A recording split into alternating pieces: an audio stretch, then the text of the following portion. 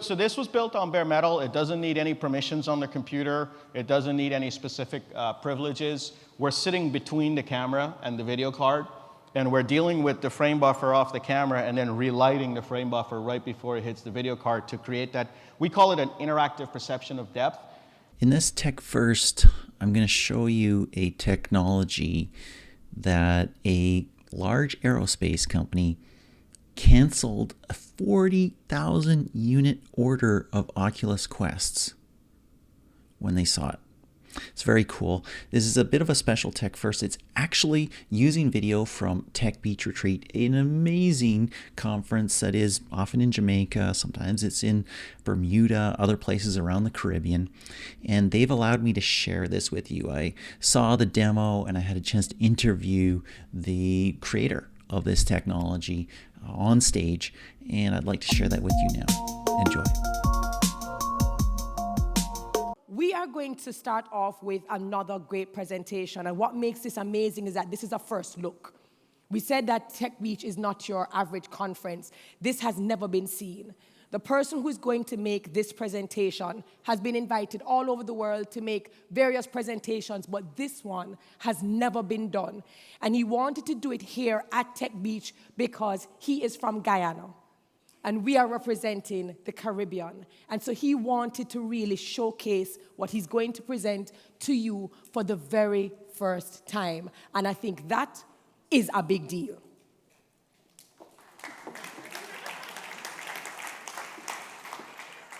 Our keynote this morning, our keynote presentation, unveiling a new path to an immersive and interactive future. It will be presented by Richie Etwaru, co-founder and chief creative officer of Mobeus. And then after he presents, I know we're going to have questions. So we've invited John Koetsier, senior contributor Forbes, to be the moderator for the Fireside chat. So ladies and gentlemen, for our first look, our first exclusive ever, unveiling a new path to an immersive and interactive future, put your hands together for Richie. How about this?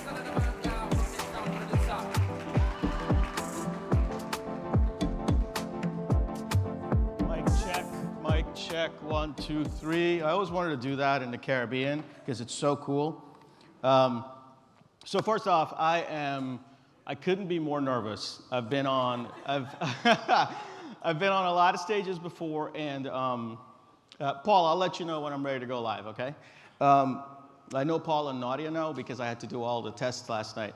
So I've been on a lot of stages before, but this is kind of like coming home, right? It's like presenting in front of your family. It's kind of nerve-wracking. I was shaking up there next to John. So fascinating. Real quick, so I've been visiting the US for about 30 years.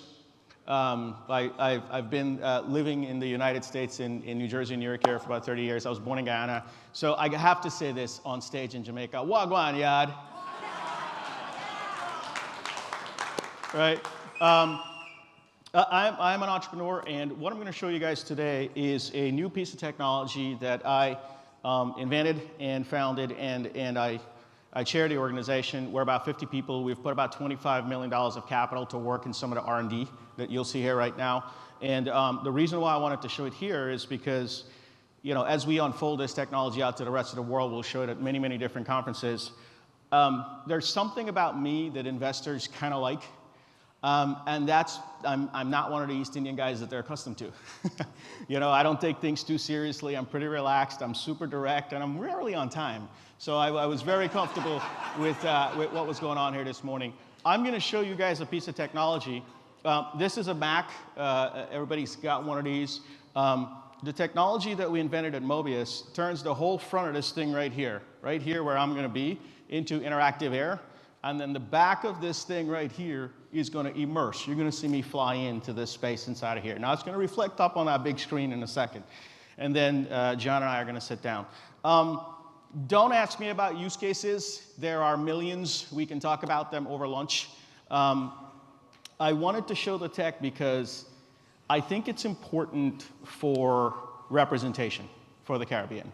And you know, if a Guyanese figured out how to do this, we might as well, everybody knows a Guyanese. You know what I'm saying? So I'll do a quick kind of show and tell of the technology here, and then we'll sit down. Now, I guarantee you, there's parts of it that's not going to work. Okay? This is a live demo. We do have a product in market that's called AirGlass. It's AirGlass 1. I'm showing you AirGlass 2. I have never plugged this thing into a big screen until I plugged it in last night. And this build that I downloaded this morning is about 2.5 hours old. All right? So bear with me. Paul, take me live, please. Okay. So what you're looking at is a 3D room. And I'm just reflected inside of it right now. That's all. Now, if I look at this thing and I lean to the side, I can kind of see the people back there, right? Like I can look around and lean. But usually on computers, if you look around, nothing moves. Okay? I'm going to turn on a specific piece of technology here. Now, what you're going to see is I start to move around, the screen starts to move with me. The air in front of this computer has been mapped to recognize the intention of my view. So if I decide to look down here, it knows that I'm trying to look right there, or I'm trying to look right over there, underneath these things, or wherever it is that I'm trying to go.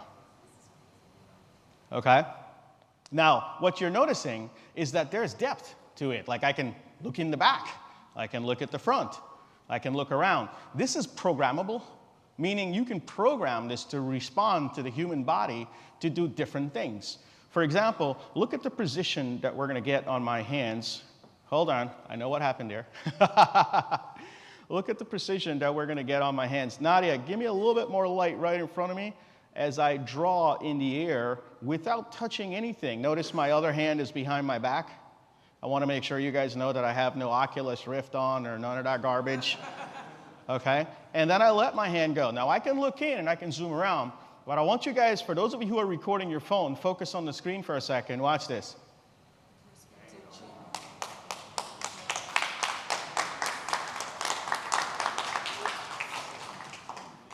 Now, this works on any operating system, any computer, any type of media you have, movies, PowerPoint documents, PDF files. We can talk about all that offline. This particular app is called the Carousel, and we built this app specifically for me to present at TechBeach. Okay? The Carousel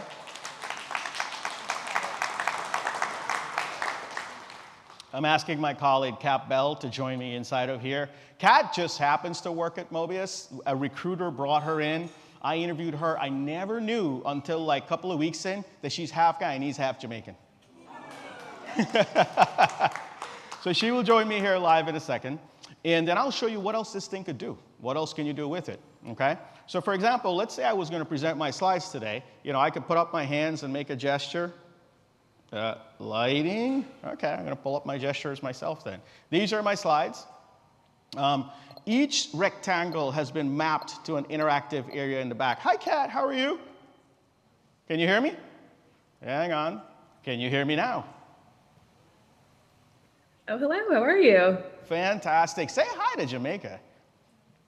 Hello, everybody. I'm sure y'all are doing a much better view than I am in Texas. So. And whereabouts in Jamaica is your dad from? So he was born in Kingston, but the whole family grew up in Bogwalk. So they were all employees and workers at the old Nestle factory there, which I understand is now still a dairy processing, but no longer owned by Nestle. Nobody here understands what she said, right? No, no. No, of course we do. So one of the things why I wanted Kat to join, look at how I'm looking around her video in her apartment or her home. Do you see that? I can look to the side of what's going on there. That's not normal. Kat. You're making me happy. I cleaned up. Yeah. Kat, thank you very much. I will catch you later. I'll carry on the rest of the presentation. Perfect. So the reason why I showed you that is because this works with the existing infrastructure that you have. So these things, you know, this is just PowerPoint slides here that have been mapped to my hand. If I put one in the front, it does something. I'm going to put my hands up. I'm going to grab this one. I'm going to pull it towards me. Okay? Now, I noticed that Damien had some problems changing your slides. Glad to notice. Why didn't you do this before? Okay? You can map this Now, the slides that I have here were meant to kind of make a point. One of the things that we've been doing at Mobeus is we've been really trying to figure out what is the right product market fit for this type of technology, okay? And the reason why we're bullish about this and why investors are putting capital on this is because coming out of COVID, it feels like we're going to have the future that we were going to get in 100 years in 50. That's what it feels like. Now, there's a couple of reasons why this is happening. First of all, every consumer, every grandma in the world knows that tech can help now. Like my mom, when she calls for the kids now, it's not audio. She wants the video when you call the kids now. So consumer demand is driving tech. All the executive roadmaps, all the corporate roadmaps that had 5 years to cloud and 3 years to AI were done during COVID. So now boards have to invest, and what are they going to invest in tech? And then governments are driving money into tech like crazy. So we think this is what's coming. This product that I'm showing you is of consequence because product market fit is changing, and I'm going to zoom in here for a little bit.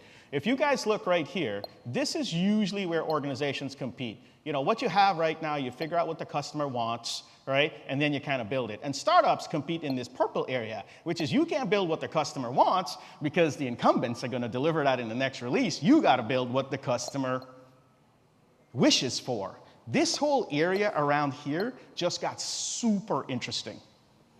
And consumer imagination is outpacing corporate imagination. This is fundamentally what's going on in the ecosystem right now.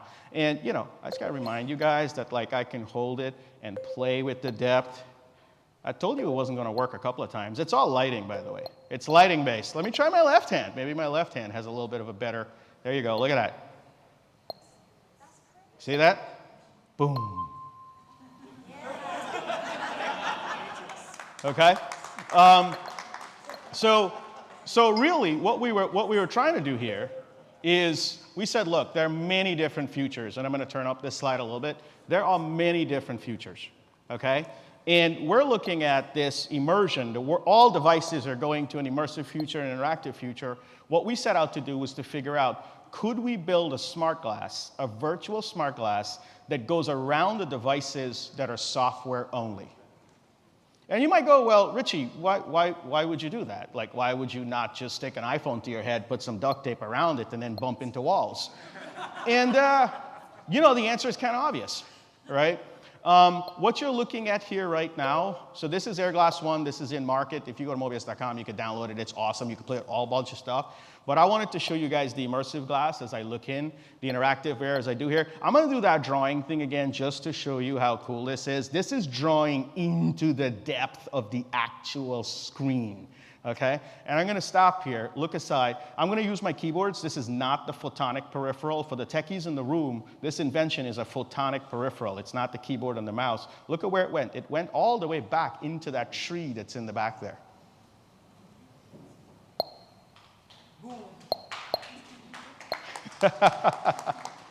Right? I'm going to come back to the front, recenter myself, do a thumbs down to delete this, grab this, and hold on. Sorry, guys.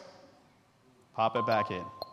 Now, I want you to imagine where this is going to be. Paul, you could take me off screen and just go back to the TechBeach logo. I want you to imagine where this is going to be. Round of applause. We've got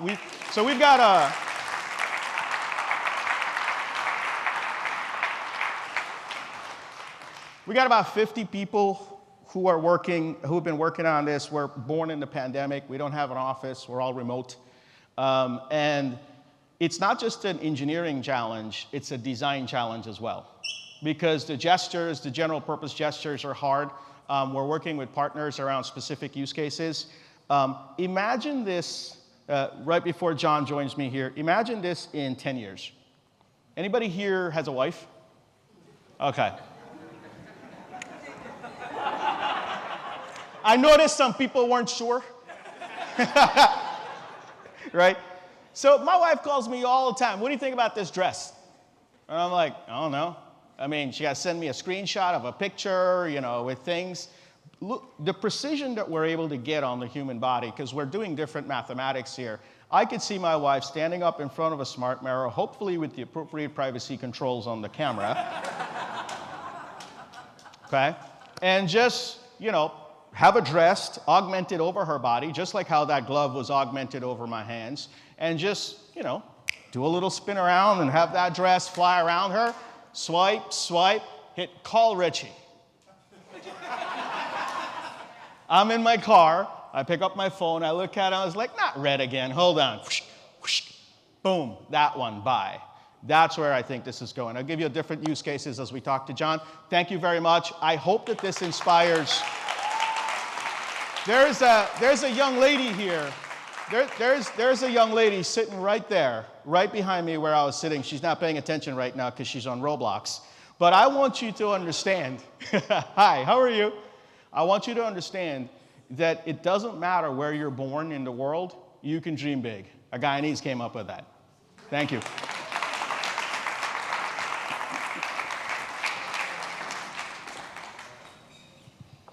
Impressive stuff. Thanks, man. I'm going to take us back to 1982. Tron came out, the first Tron.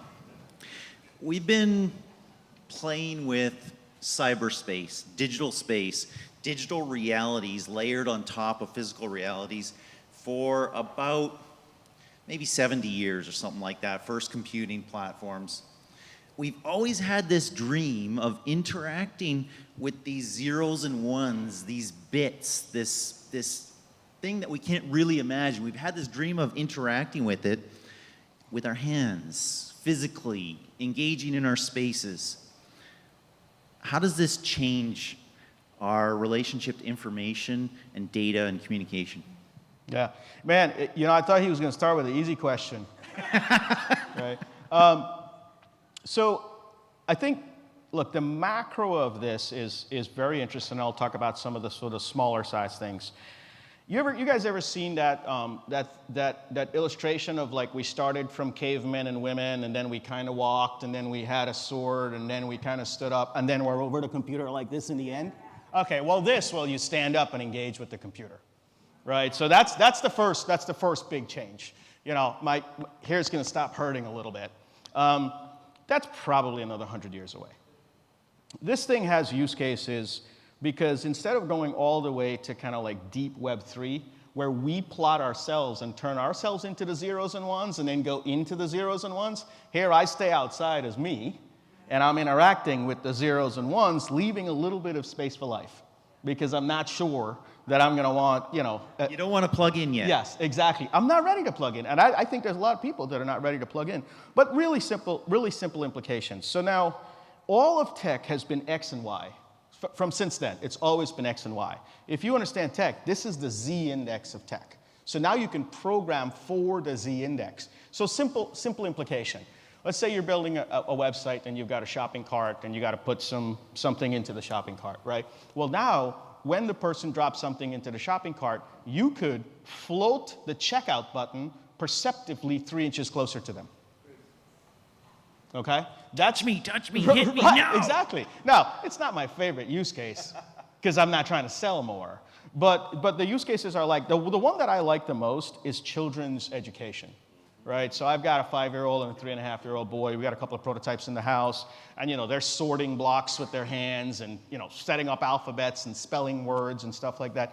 Kids just love this stuff. I think the next generation is going to look at the electronic peripherals that we have, which is a keyboard, which is QWERTY-based, by the way. Do you guys know why it's a QWERTY-based keyboard, by the way? It's actually just the most constructive way where the typewriter things didn't hit each other all the time. That's why the letters are so weird.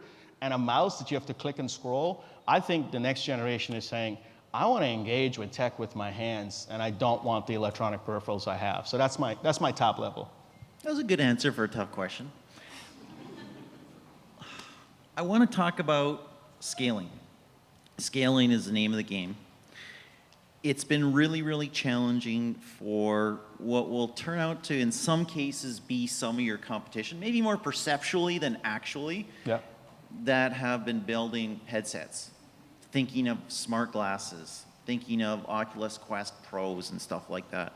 Fundamental challenge to them scaling is this piece of hardware that Yeah. is insanely difficult to build, Yep. insanely expensive. Meta was losing $100 or something like that on each of the Quest 2s they're sending out. Then they increased the price and kept the product exactly the same.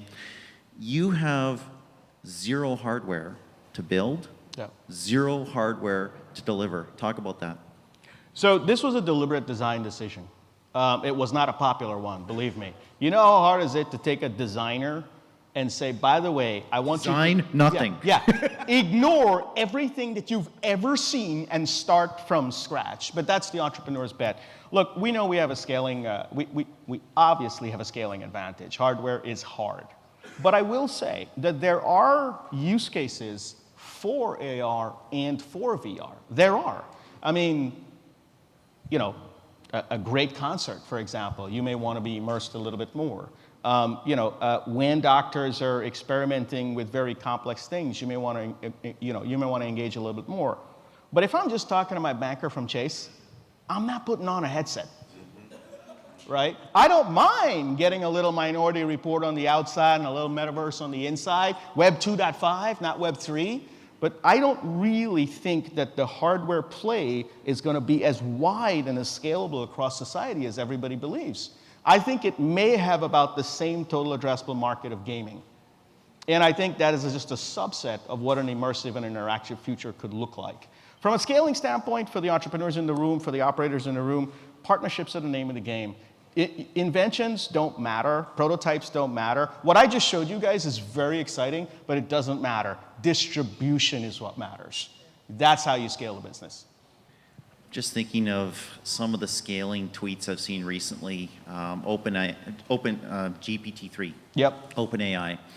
Scaled to 1 million in, 2 days? Something like that, right? And people looked at, like, Instagram was 2 months, and YouTube was 6 months or something like that. That's the other advantage here. It can scale at software speeds, not at hardware speeds. Yep. That's super interesting. And I know you said don't talk about use cases, but you talked about a couple, so I'm going to break the rule. Let's go. The thing that was interesting to me, especially during pandemic times, which, are still sort of kind of ongoing, who knows what. MedTech, health tech. Yeah. I mean, imagine this. You don't have to send Granny something, right? She could just look at her computer, Yep. and the doctor can look around and say, oh, Yeah. there's something there. Yep. That's interesting to me. Yeah. EdTech and health tech are our most active sectors right now as we're working with partnerships. So what we've done at Mobeus is we've taken corporate venture money. So until now, we don't have any VCs, so we have private investors and corporate ventures. So we've been working through industry vertical use cases of the technology. It's more of a horizontal than a product go-to-market. EdTech has been really interesting because now when a teacher imagine you're learning about the isosceles triangle, okay? In the past, when the teacher goes to point to the triangle, you're looking at the shoulder of the teacher over here, and you can't see what the teacher's face is communicating. But with this technology, you're standing behind the isosceles triangle, and you're pointing it out so the student still has the benefit of your face. The healthcare examples that we've been working at have been mostly around molecule structures. So there's a lot of need to be able to take things just perceptively with your hands and spin it to see it in different directions. And right now you can kind of do it with the mouse, but it's a little clunky. When the value really comes about is the collaboration. If I had more time, what I would have showed you guys is that Kat can grab things from her desktop and throw it at me and I can catch it. Now the lighting here is really weird. That's why I didn't do that. Because as you can tell, it's computer vision. But you can throw balls across and stuff like that. So you're doing a gaming platform. So gaming, gaming is insanely exciting for us because you can look around the game while you're playing, you can shoot with your hands. I swipe my TV channels at home with a prototype. I raise the volume in my car from the back of it, with a $29 camera in the front.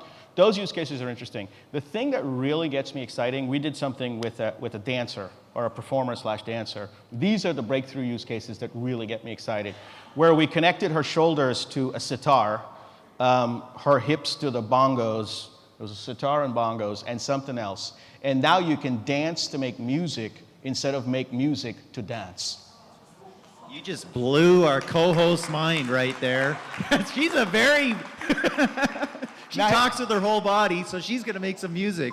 So here's the beautiful thing. The song comes with dancing instructions because you know how the person danced to make the song. So we built a Goodbye, Guitar Hero. Yeah. So we made a pose estimation where, like, if you're trying to dance the song, it shows you that your hip is not enough to the side with a little graphic augmentation that says you got to get some Caribbean hips in there to be able to pull that off, right? So That's a new it's art use form, cases dude. like That is literally going to be a new art form. That is amazing. Very cool. We're having fun, and entrepreneurship is probably the hardest thing you can do in the world, but the most fun thing. Now, this clock in front of us said 0 when I sat down, so we're just going to keep talking until somebody kicks us off the stage, or you start booing because it's boring, which I don't think it is, but maybe it is. I don't know. Whatever. It's not your average conference. It's not your average. When you're ready to take us off, you come on up, but just not yet. Sorry. Somebody canceled an order for 40,000 Oculus Quests when they saw your technology. Yep. Talk about that. Yeah, can't tell you the name of the person or the company. God have it. But it's in the aerospace industry, and in the aerospace industry, a lot of the machining that fits and a lot of the data that you have to visualize before you hit press, you hit go on a rocket or an airplane, it's very complex. And so they've been using one of the largest, competitors to AutoCAD in the world to kind of visualize this stuff, and they want to get immersive and interactive. Order for 40,000, I think, headsets or something like that. We did a demonstration of the technology, and they were like, okay, cancel the headset order. We're going in this direction. If it takes these guys 2 or 3 years to get there, we're still better than what we're going to get from the headset. That was a really, I was surprised by that. Let me rephrase that. I wasn't surprised that someone would go for this instead of a headset. I was surprised that a corporation would go, hold on a second, this technology looks like it's going to get really good. Let's pause for a second and go in the software-only direction. We talked earlier about kids. You've got 2 now, and I've got 3, so I'm winning on that. My second is a mechatronics engineer, and he's designing vision systems for ships so they can see where they are, steer themselves, navigate, avoid obstructions, all that stuff. What's cool about this, and why I understand why a company would cancel an order for 40,000 Oculus Quests is, okay, we're in Zoom or whatever, and we're figuring this out. Now stop, wait, put on your headset, start it up, get your safe space set up, right? Is that what it's called? Oh wait, plug it in because the battery's dead because I haven't used it in a week. And half an hour later, we're ready to be in this immersive space together. This is instant, right? Yeah, so the hardware limitations are terrible. I'll tell you one of the things that's actually really interesting. So when we did some of the psychological studies on this technology, we were trying to figure out why do people throw up on a headset? Like, why does it make you feel nauseous? And it turns out that the body has a built-in accelerometer inside of it. An accelerometer is the equivalent of your phone when you move it around, right? There's a little thing that runs in there. So the body has an accelerometer in it, and what's happening is that what your eyes are being fed is out of sync with that accelerometer. That's why it's causing the nausea. Whereas when I leaned in, my accelerometer knew that I leaned in. So if you change the I know you guys saw it on the big screen. Dude, trust that's me, freaking when you genius. actually lean and you see it in front of there, you're seeing through the screen. When I lean in, my body's accelerometer knows that I'm leaning in, so I'm not off, what's the word I'm looking for? It's not out of sync that creates that. So hardware is hard. That's the bottom line, right? And it will have use cases, but the consequences, and let me just say this out loud. I think Zuckerberg is an interesting human being. Interesting is a word that should be clarified. It's reckless to try to steal the future. It's reckless because you can throw 10, 15, 20, $30 billion at trying to pull something forward.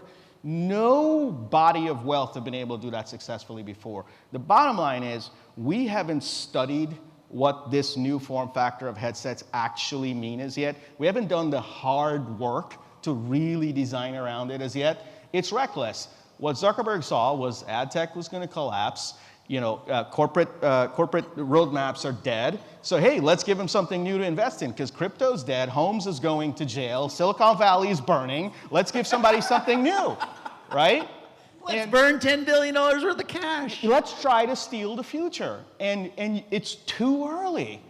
And the hardware, I don't know how many people understand the hardware, it's still a smartphone with some duct tape. That's it. Let's end here. They got a clock up for us now. So we got a minute left. Don't come yet. We got a minute. It's Yeah, 52 seconds. Exactly. Yeah. It's a sexy demo. It's cool. And the story is cool as well. But there's hardcore engineering behind here. Yeah. You're not touching the operating system. Nope. You're going directly to the camera. You're going directly to the GPU. You're going directly to basically to metal. Talk Yep. about that briefly. So this was built on bare metal. It doesn't need any permissions on the computer. It doesn't need any specific privileges. We're sitting between the camera and the video card, and we're dealing with the frame buffer off the camera and then relighting the frame buffer right before it hits the video card to create that. We call it an interactive perception of depth. The answer you're looking for is math. Every hard engineering problem is a hard math problem. And what you're looking at here is a byproduct of Caribbean education and mathematics. Congratulations, great job. You're amazing. You're Richie. John. No, I'm going to give you a chance to rise to your feet. I'm going to give you the opportunity to big up Richie. I really think we have to.